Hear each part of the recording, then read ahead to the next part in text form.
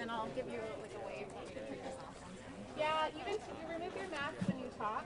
So it's easier to hear. I'm sorry, but I'm not going to. You got a doctor on the team. Okay, we're about to get started, so everyone be quiet. Everyone be quiet. Yes, ma'am. Okay, you ready? Yeah, I'm just going to start the live stream right now, Raven. Okay. I am too, just to get going. Let me know when you'd like me to start. Hold your horses. Connecting. You can adjust the mic if you need to.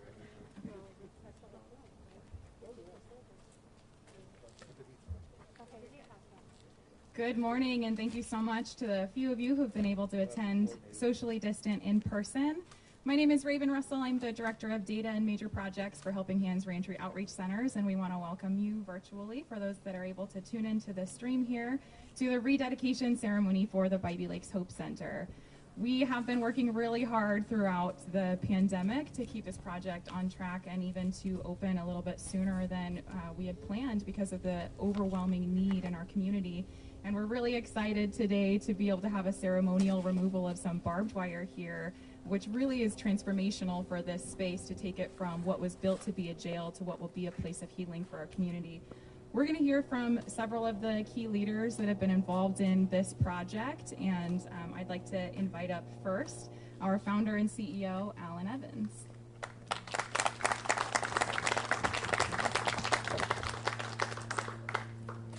Good morning, everybody in virtual land. Welcome to Bybee Lakes Hope Center. We're really excited about what's happening here.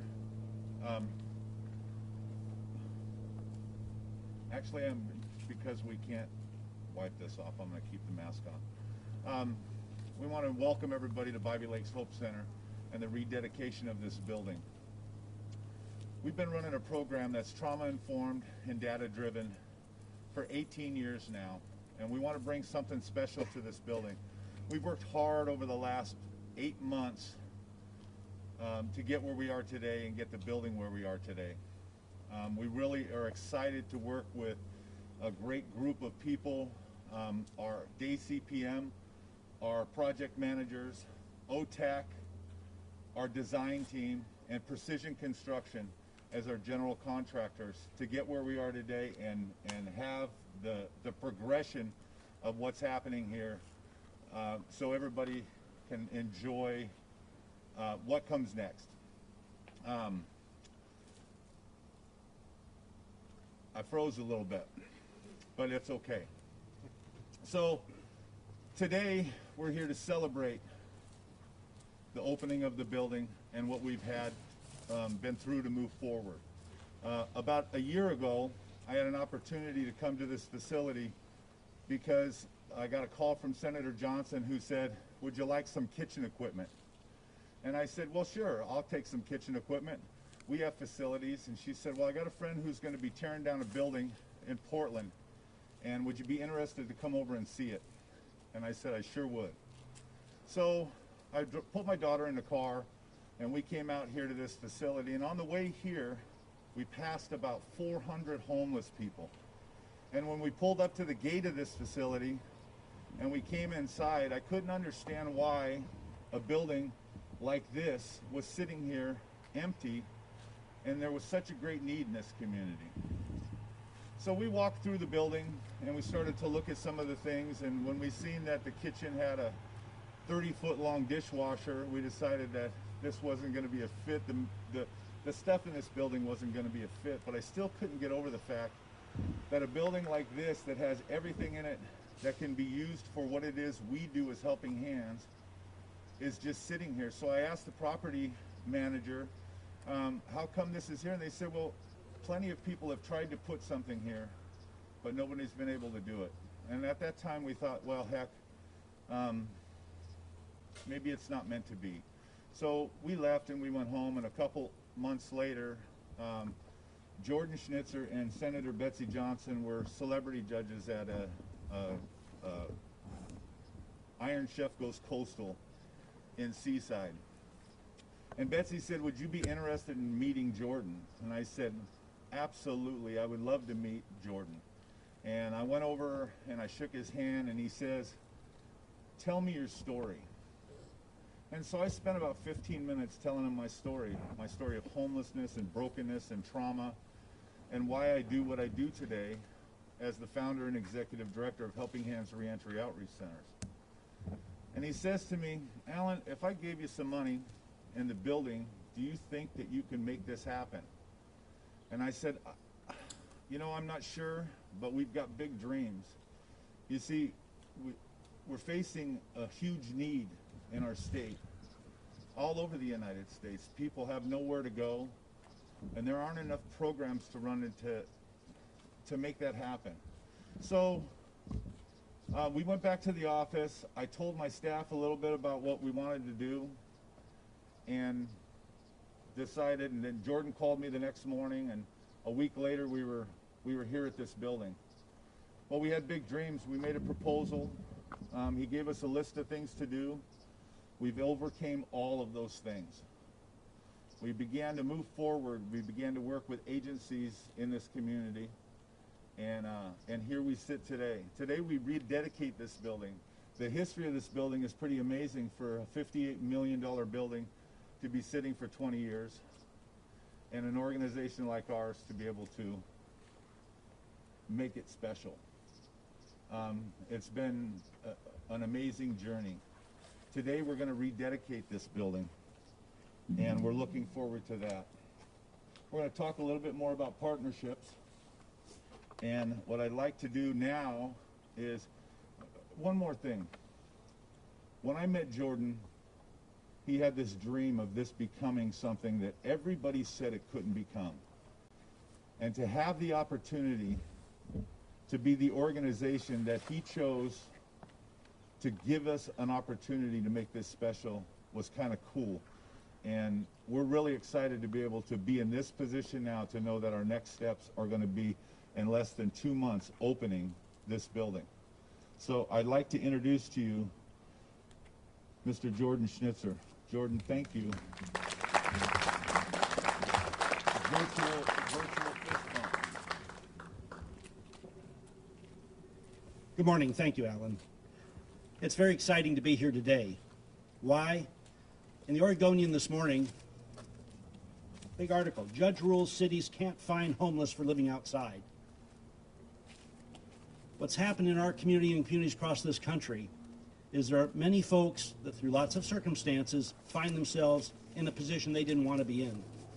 I remember asking Alan, after he told me he'd been on the street for 27 years, I said, some people think that maybe some of these folks want to be on the street. And what he said to me was, Jordan, no one who's on the street wants to be there. So what's exciting today, okay, is the fact that we're doing something that everyone else said couldn't be done. And why is that important? Driving out here today, on Lombard exit, there were 6 or 8 tents I hadn't seen before. Downtown, where we own several blocks, we have one block, the blocks are blocked. On 4th, we have 18 tents around the building. Okay, how are we supposed to rent that building and get it to be a productive, income-producing, tax-paying property when we can't even show the space? But beyond the economics, from a moral standpoint, okay, those folks that are in tents, okay, are they getting proper nutrition? Are they getting counseling?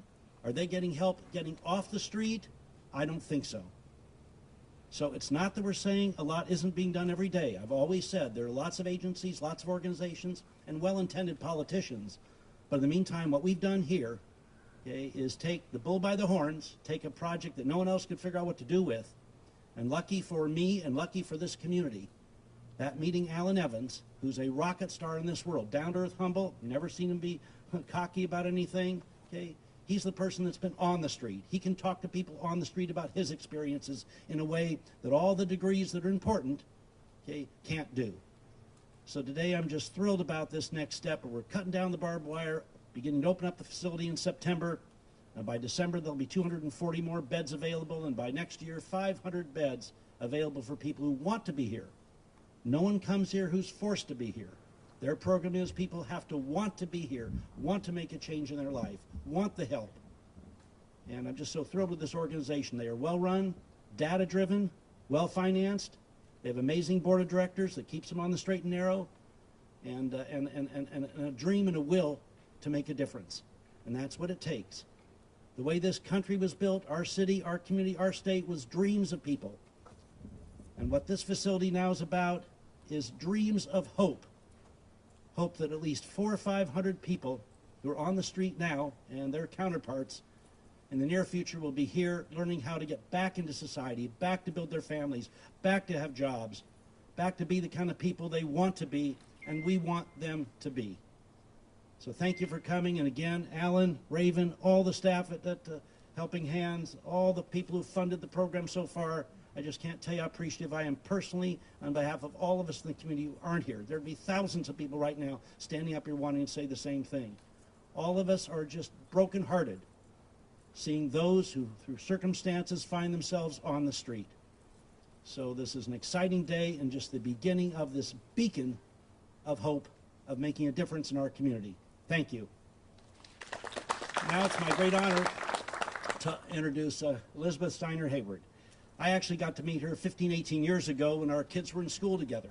Here she was, successful professional person, and then she had this crazy idea about running for the legislature, something that each one of us in our country should feel honored to try to do. But she actually did it. And she's made such a difference fighting huge, complicated issues down at the legislature. And Elizabeth, thank you for dedicating yourself to the public service and making a difference and going down to Salem and working hard on behalf of all of us. Elizabeth, a big supporter of Helping Hands. Thank you so much. It's a real privilege to be here today. I am a family physician by profession. That's what I've been doing for 35 years now. And every day in my practice, I saw people who could have used the services of a place like Helping Hands, people who were struggling with substance use disorder, people who were struggling to stay housed, people who'd had so much trauma in their lives that they couldn't get themselves back on track, and they needed the supportive wraparound services that a place like Helping Hands can provide. As a legislator for almost 9 years now, I've worked really hard to address some of these issues. I had the privilege of carrying a bill in 2019 to create the IMPACTS program, to do intervention with people with chronic behavioral health issues who are routinely involved with the criminal justice system. That's not a recipe for a healthy society. That's not how we should be treating people with behavioral health problems or substance use disorder. That does not treat people with the human dignity that they need and deserve. Helping Hands has proven year after year, person after person, that they understand that this organization gets it. And they get how to change that trajectory, to intervene and stop it once and for all. And I'm always, as a legislator, looking for pragmatic solutions with people who are motivated, who have proven track records, to make a difference in people's lives. So I, who have run screaming in the opposite direction from every board that I've been asked to be on, with the exception of Catlin's, for years, when I found out about this place and I visited and I talked to Alan and Raven and everybody else who's behind this project, I said, sign me up. And it is an extraordinary privilege for me to be here today as a member of the Bybee Lakes Hope Center Advisory Committee, as a member of the Donor Advisory Committee for the Oregon Community Foundation Fund that supports this project, and just a general cheerleader for everything Helping Hands does and for the Bybee Lakes Hope Center. This is an extraordinary opportunity for our community to transform a building that serves as a constant reminder of everything we do wrong into a constant reminder of everything we can do right. So thank you all for being here today. Thank you for supporting this incredible project. One of the arguments against putting services here and putting this kind of facility here in the past has been it's in the middle of an industrial area. There isn't enough bus service, there isn't enough other kinds of services. But I'll tell you, there's two things that I want to point out. The first is our proximity to the actual Smith and Bybee Lakes and the wetland area. There is data-driven evidence that shows that being involved with the natural world changes the trajectory and serves as a healing place. And this community is already working with Audubon and other nature-oriented organizations to integrate that into the services that are provided here. Furthermore, TriMet has made a strong commitment to change this, to make sure that this is accessible. And in order to demonstrate that commitment, Bruce Warner, the chair of the TriMet board, is here today to talk about it. So I'd like to welcome Bruce to talk about TriMet's commitment to making sure this facility is accessible in both directions. Bruce?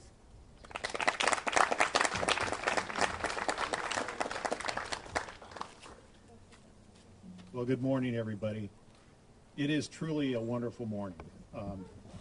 Congratulations to everybody who's been involved in this so far. This is a monumental effort, and the importance of this event, the importance of actually symbolism of cutting down this razor wire cannot be overstated. I think it's just phenomenal.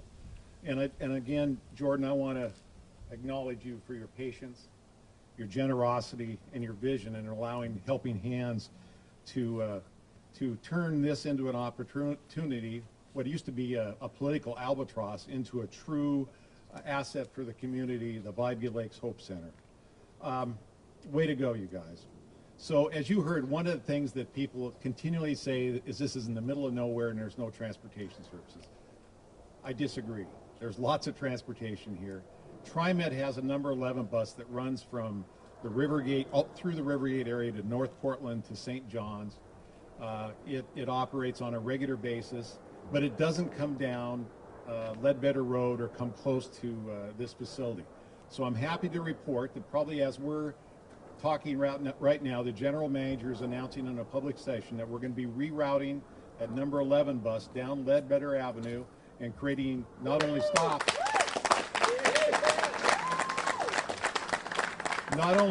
for the businesses here, which we hope will also take advantage of the service, but we're going to put a brand new stop right at the corner of Ledbetter and Bybee Lakes Boulevard. So that's important.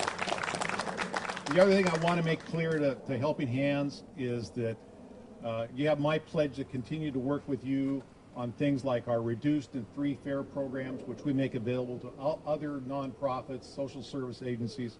You should be able to take advantage of that. We also want to help in terms of actually coming out here and helping train people how to use transit. Because I think, that's the biggest impediment, frankly, is getting people to just understand how to use a bus or a light rail. We want to help do that. And then finally, we're going to work how we can get some excess vehicles maybe that are put out of service into your hands that you can use to do your own transportation as needed. So with that, congratulations again. I really am glad I'm here, and thank you for allowing me to participate.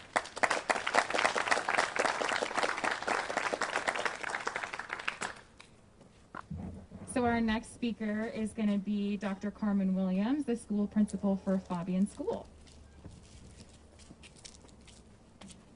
I'm going to demask because I'm not convinced I won't be mumbly. Good morning, everyone, and thank you for including me in your rededication ceremony today. So, like Raven mentioned, I'm Carmen Williams. I'm the principal of Fabian Pre-K through 8th grade school.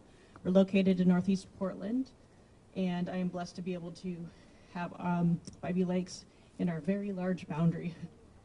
Throughout my career, my focus has been on working with our most minoritized students and families in Northeast Portland, and whatever my role.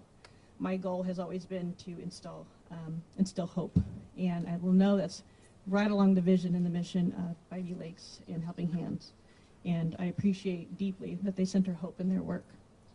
In addition to hope, my intention is also to be trauma-informed, but I would say we shouldn't settle with just trauma-informed, but healing-centered.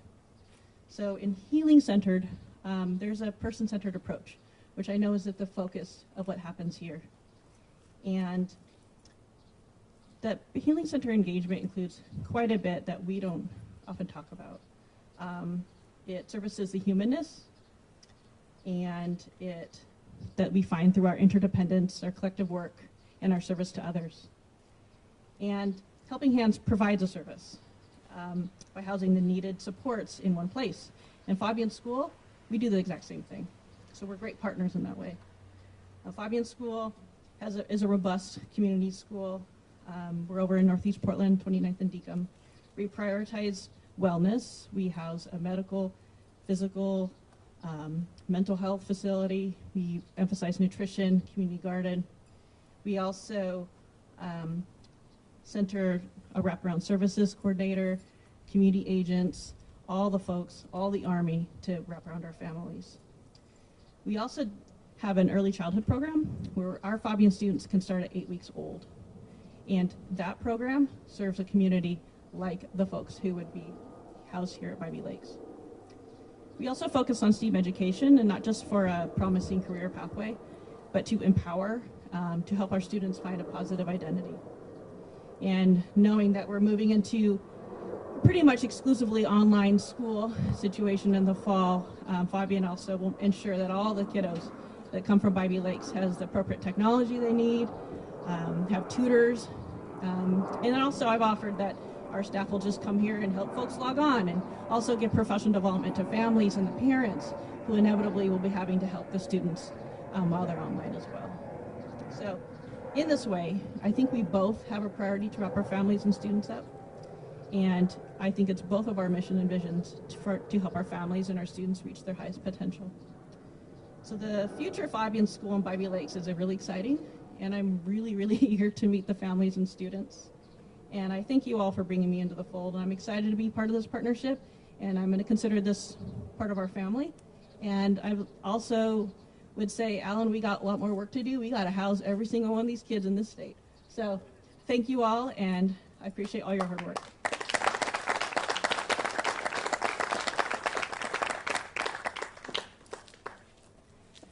So one of our goals for inviting you all today is to introduce you to somebody really special. We knew that when we got this program up and running, we would need to have somebody ready to take the reins, ready to lead here, somebody who understood the other programs that were available, not just because they've worked for them professionally, but because they've actually accessed services for the homeless in the Portland community. I am really pleased to introduce you all, for those who haven't met, Jeff Woodward, who will be the facility director of the Bybee Lakes Hope Center.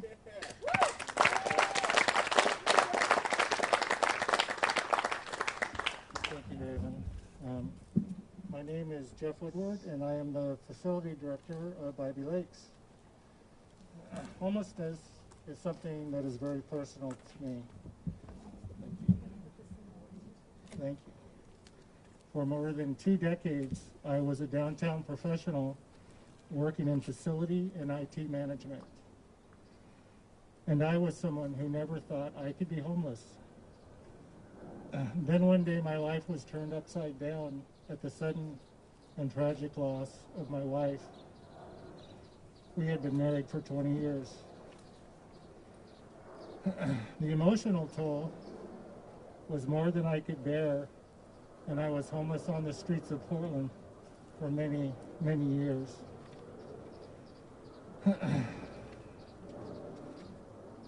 After unsuccessfully attempting to navigate the systems of mental health care, I was very fortunate and had my life restored after entering the City Team Ministries residential program. The big teeth of homelessness had changed me, and I began advocating for our city's homeless, and specifically the use of this facility. Wishing to improve what I saw was a broken system of care, I have worked in behavioral health and secure mental health facilities, and as a resident advocate in many of Portland's homeless shelters. For nearly 10 years, though, my heart has been in advocating for the use of Wapato. I authored an online petition and have written op-eds outlining specifically how this facility could be successfully used to help our city's homeless. I wish to thank Alan Evans, Raven Russell, our amazing advisory board, Mayor Ted Wheeler, Jordan Schnitzer, and everyone at Helping Hands for having turned this facility into a phoenix. I am very humbled and honored to act as the director of this facility, and I look forward to working together with our community referral partners in providing an additional option for those seeking help. Thank you very much.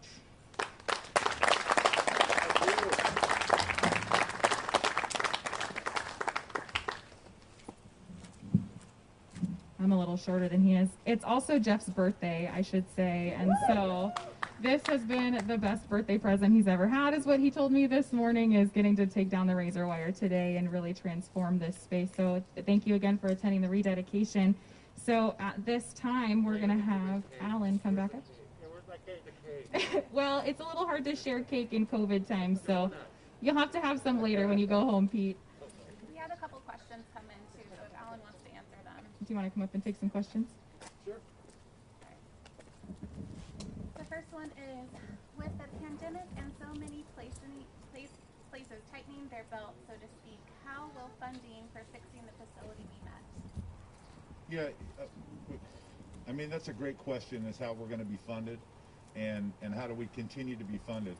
One of the great things is that Jordan has given us this building for $1 a year.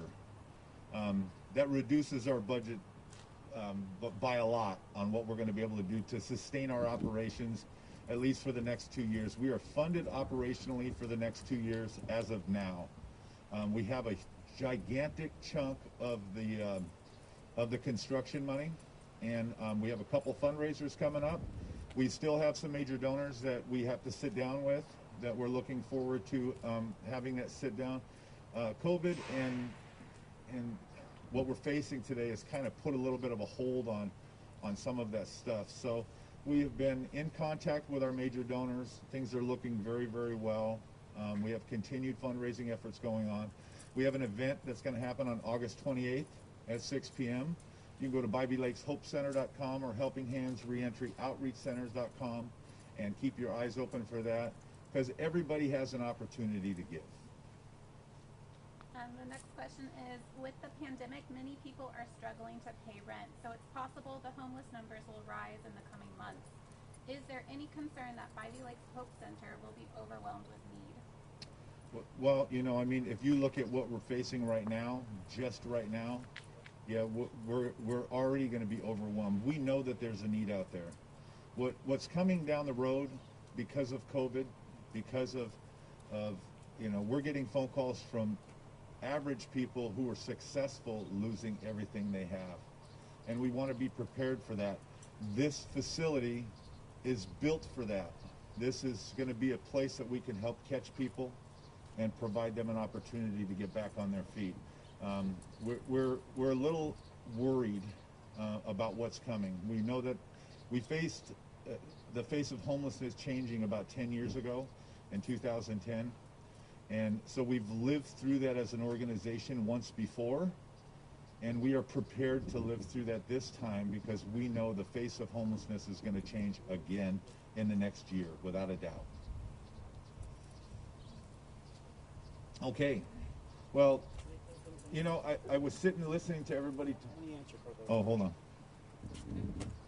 Let me suggest this, the question of funding is, yes, we've given them a 5-year lease for $1 a year. We have $7.5 million invested in this, so it's a plenty big investment on our part. But I think when we, for 2 years, tried to find an operating partner, and all the public officials said it wouldn't work, you know, we were about ready to give up when we met Alan Evans and the Helping Hands organization. So my hope is that we raise, you know, Alan gave him some ideas, raise $3-4 million. When this gets open and a lot of people who weren't sure whether it would ever work see that it's operating, I think there are a lot of people that come forward and help make contributions. And also some of the politicians then might say there are some public funds available to keep the program going.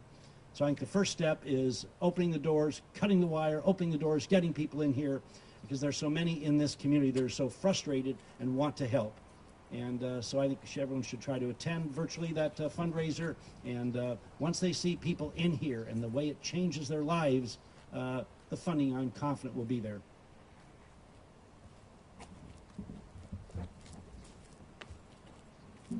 Thank you, Jordan. As I was standing back here and I was listening to everybody talk, it's really hard to not remember where I come from and what I've been through living on the streets for 27 years. You know, to have a place that you can walk in a door, receive emergency services, get some clothes, get some food, get a haircut, get a checkup, have a longer-term program, a safe, secure bed, a place to learn to change your life, a place to get educated, vocational training, culinary arts training, all of the things that we have here in a 155,000 square foot building to meet the needs of people. We're really excited about what our next steps are. We're really excited about today to cut the razor wire, to rededicate this building to what's coming in the future. And so I think, Raven, you want to talk a little bit? But we've got some, here, why don't you tell them? So our friends at Lane Code Demolition are going to cut the razor wire for us, but first we're going to invite up Jordan Schnitzer, Alan Evans, Jeff Woodward, and our advisory board chair, Cheryl Hunter, to grab hold of these golden clippers that Precision made for us that we love so much. This is such a symbolic change to remove the razor wire, and we're really grateful for the whole team that has helped us get to this point.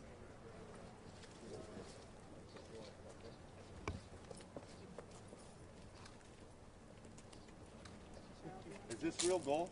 Absolutely. That's how you're going to fund the place, Alan. Yeah.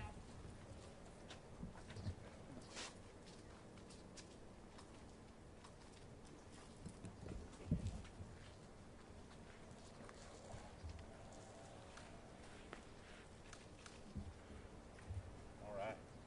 Okay. Thank you. And then Alan, when you're ready, then go ahead and give Jay the okay. Okay. Hold on. Did somebody say no? No, it was Marcia. No. Okay, we're good. Here we go.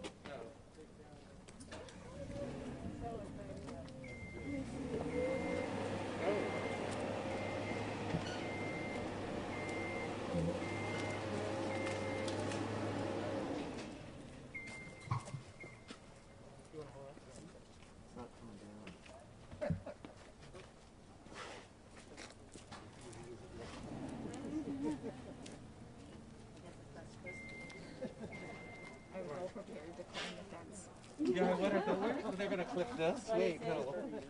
Tear down that fence.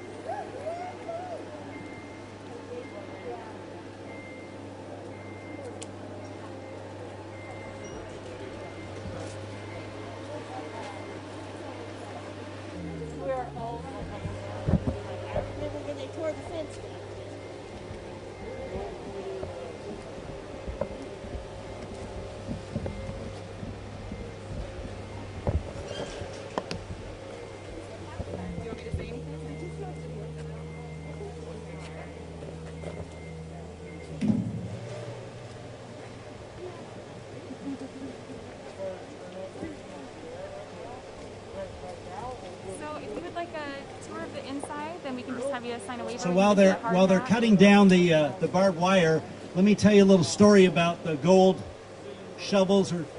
So in 1978, we broke ground on a project called Clay Towers, the first new apartment project, a subsidized project for low-income people in Portland, first new project in like 20 years. So we hired Hoffman Construction, like we have here, and they were fabulous. We go to the groundbreaking with Mayor Neil Goldschmidt, my father, myself, and someone from HUD, and there are these 4 or 5 gold shovels. And so we dig the dirt, and they take the pictures and so forth. So I said, geez, I said to the Hoffman people, what do you want to do with these shovels? They said, you can take them. So I thought to myself, gee, this is like a $16 million construction project. This is great. I get a few shovels for free. The first bill came, $50 for 5 shovels. So I better put this one back.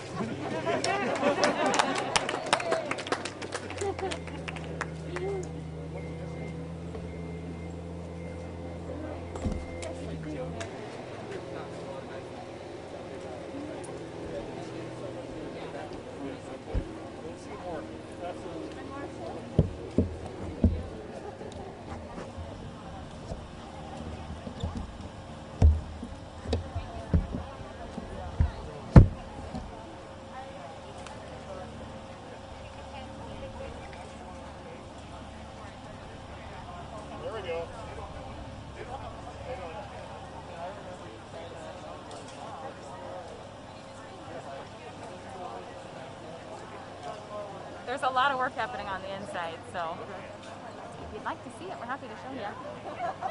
We'll just need to get you a hard hat inside and have you sign the waiver. Hi! Thanks. We Going for me? Oh, yeah. Everything going good? Good.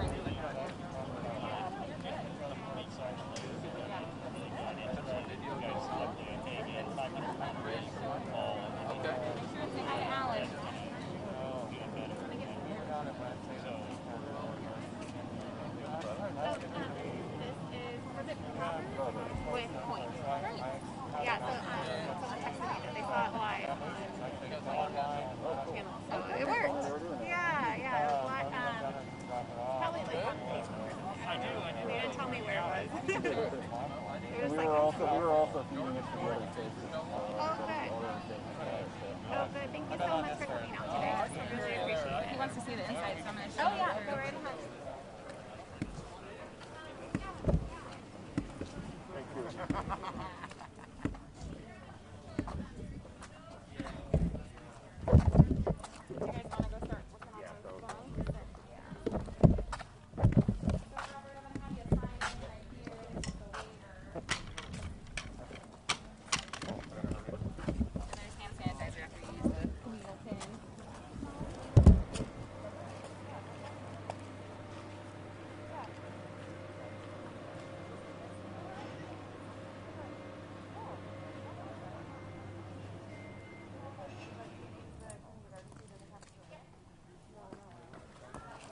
Do you mind if I run over and jump in that group photo really quick?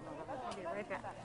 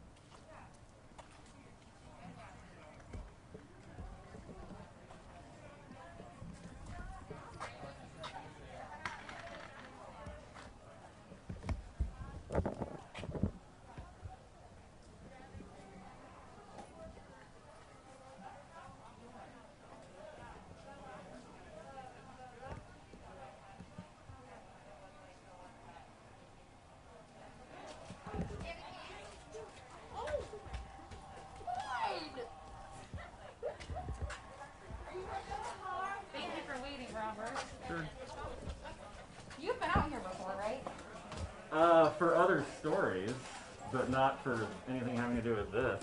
Like, I haven't been out here since before this all happened. Really? Yeah. Okay.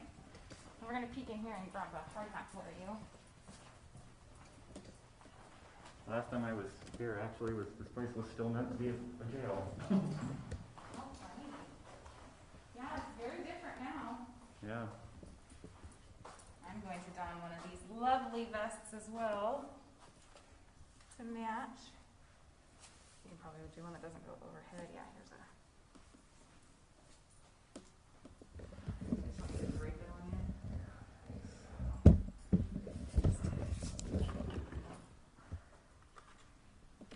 All right. Hold on, let me just adjust it.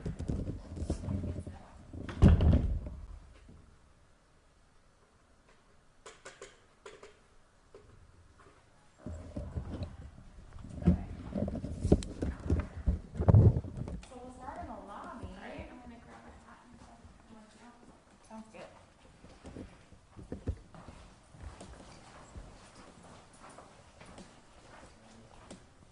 So you can see they already demoed out one wall in here, and this will be the front lobby area.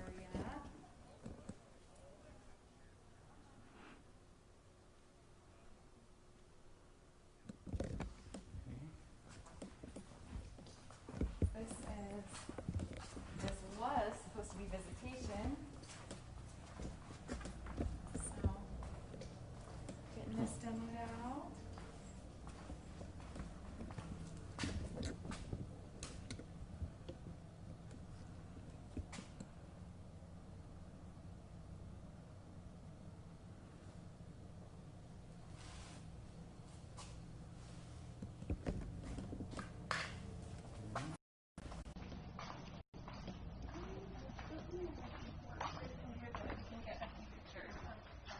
It might be working in the processing block. Okay.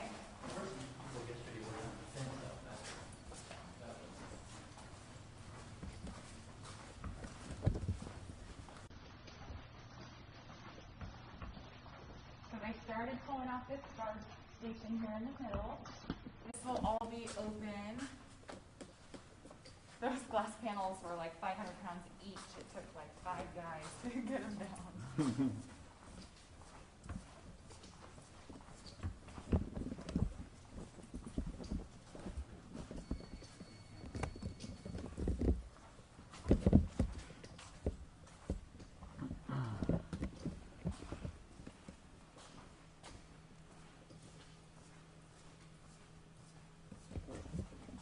We won't go in here since they're actively working, but you can look in through the door. This is going to be a community dining hall.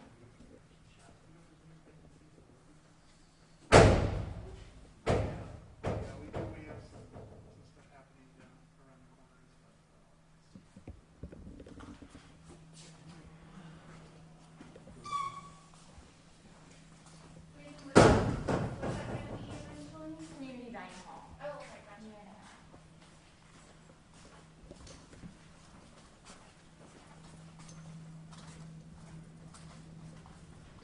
This will be client laundry. Obviously the kitchen is going to still be the kitchen.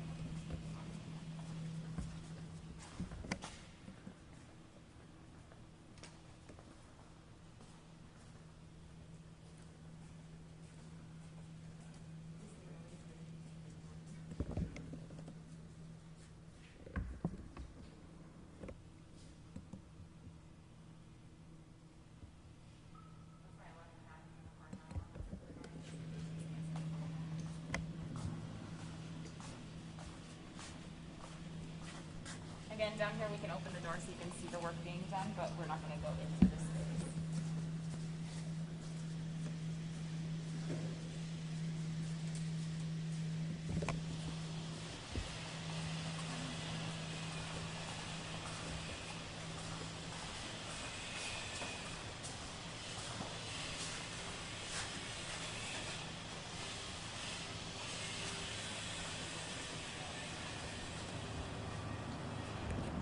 So half of the bars have come down already, and they got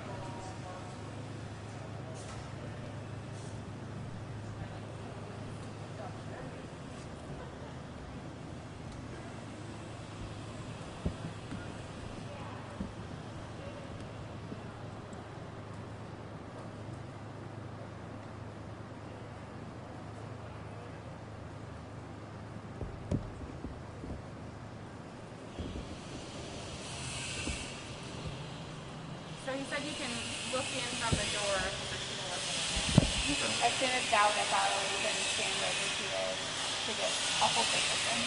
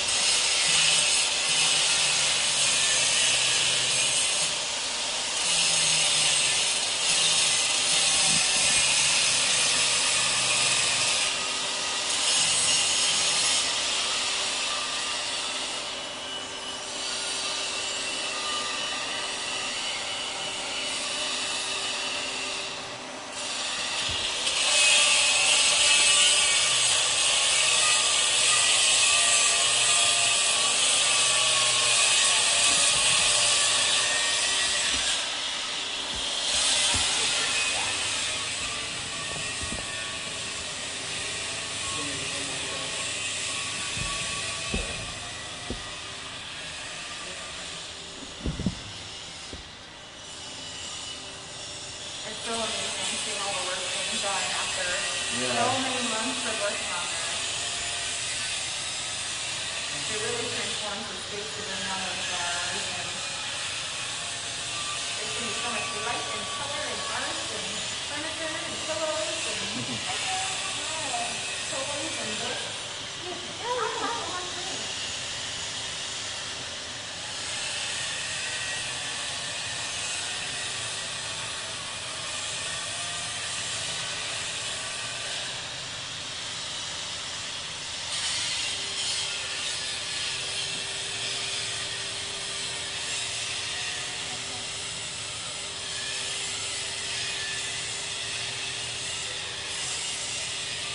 So these are the doors that they're getting ready for us for the end of the year.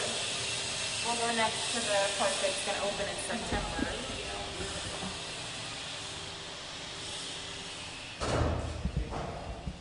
Sure is stinky in there. It is. Smells like flares. Yeah. Smells like flares of fireworks or something. Yes, you're right. It totally does.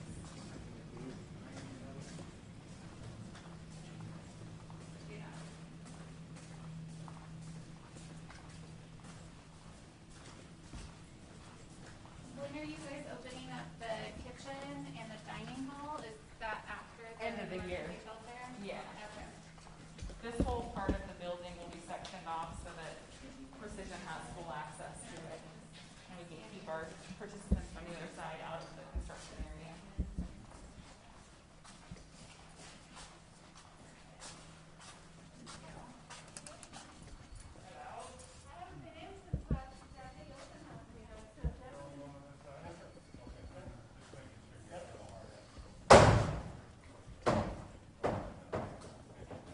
I'll just let him leave and I'll come.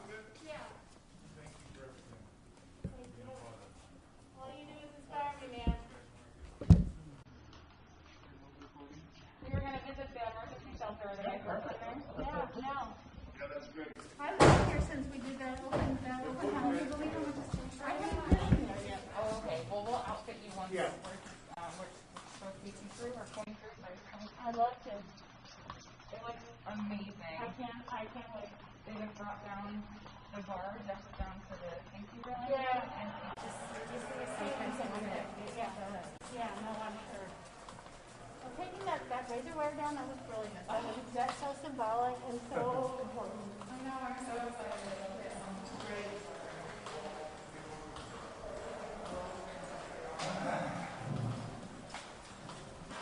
Oh, wow. Really starting to come together. It's incredible. So they're completing the metal lockers. We're going to fix them on the floor.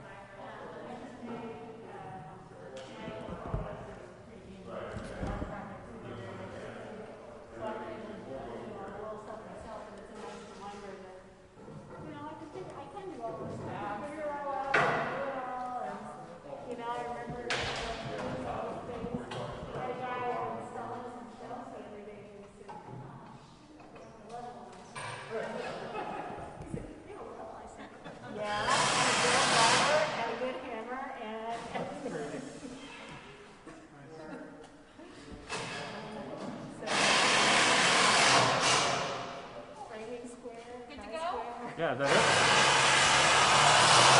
I got a set of bags too. Huh? Yeah, I know. Is that pretty much it? Yeah.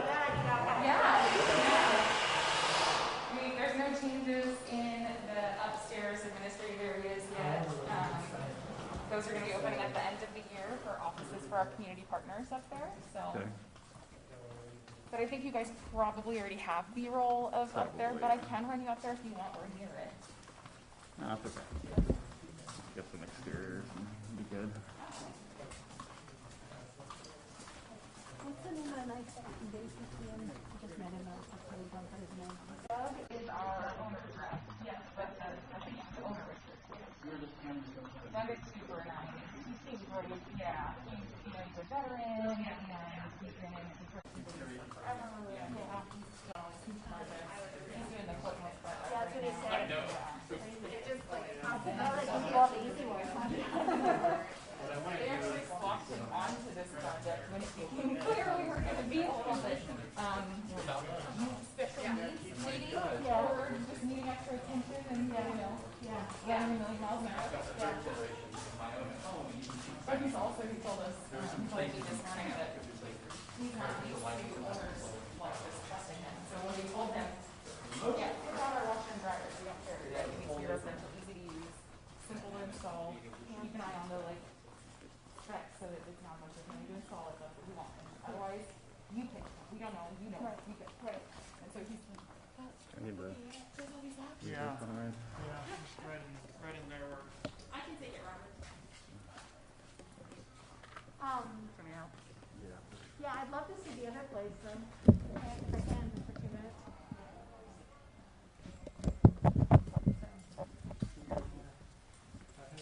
I'm gonna just,